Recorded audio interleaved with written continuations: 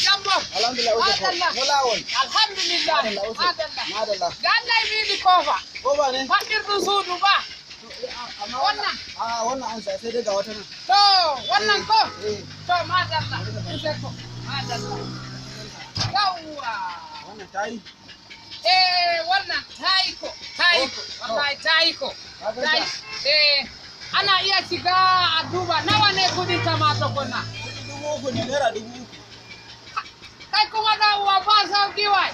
Gaskiya haka ne kudin ta gaskiya na ga maka. To shikenan.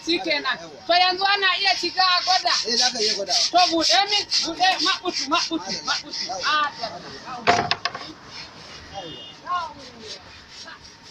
Duwaɗi fa, duwaɗi. Kai, tamaɓu.